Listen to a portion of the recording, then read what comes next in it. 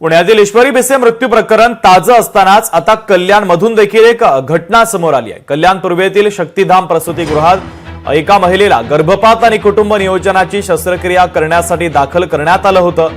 शस्त्रक्रिया करण्यापूर्वीच तिची प्रकृती खालावल्यानं प्रसूतिगृहातून खासगी रुग्णालयामध्ये नेत असताना तिचा वाटेतच मृत्यू झाला। महिलेच्या मृत्यूला प्रसूतिगृहातील डॉक्टर जबाबदार असल्याचा आरोप महिलेच्या पतीसह तिच्या नातेवाईकांनी केलेला आहे।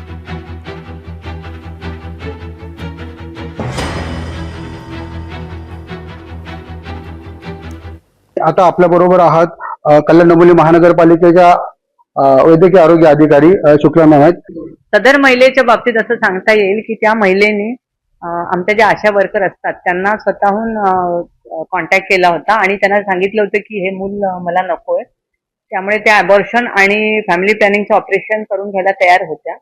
त्याप्रमाणे त्या आशा वर्करनी स्वतःहून त्यांना शक्तिधाम येथे रुग्णालयात आणलं आणि गायनेकोलॉजी जे डॉक्टर असतात, स्त्री रोग प्रसूतीशास्त्र तज्ञ, त्यांच्यातर्फे त्यांची तपासणी केली आणि त्याबरोबर त्यांना मग हे ऑपरेशन करायला तयार असल्यामुळे त्यांचे काही तपासणी होऊन त्यांचा फिटनेस केल्यानंतर आपण त्यांना अबॉर्शन आणि फॅमिली प्लॅनिंगचं ऑपरेशन याच्यासाठी त्यांना 7 तारखेला पोस्ट केलं होतं आणि याबाबत पेशंटचे जे हजबंड आहेत त्यांची कन्सेंट घेण्यात आली होती। त्यांचा असा एकदम आरोप आहे की पत्नीच्या इलाजासाठी माझ्या पत्नीला आणला आणि माझी पत्नी तिथे मेली, हा डॉक्टरचा हलगर्जीपणा आहे असं त्यांनी सांगितलं। याबाबत असं म्हणता येईल की आमच्या आशा ताईंकडनं सर्वे पण केला जातो, तर जेव्हा त्या एरियातला सर्वे केला गेला तेव्हा त्या आशा ताईंना असं लक्षात आलं की या महिला प्रेग्नंट असून त्यांना हे मूल नकोय कारण त्यांची 5वी खेप आहे।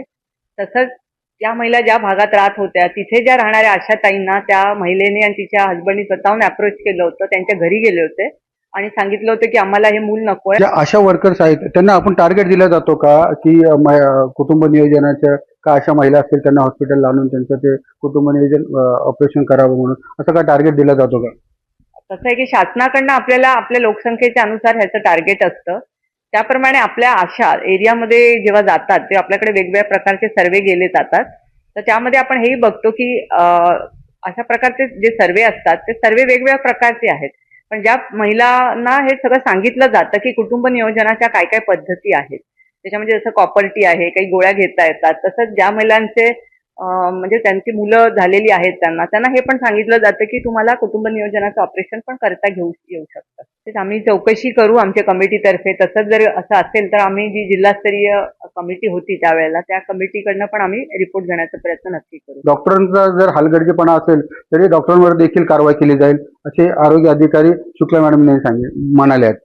अशोक कांबळे, लोकशाही कल्याण। लोकशाही मराठी ऐका, पहा, जागरूक रहा।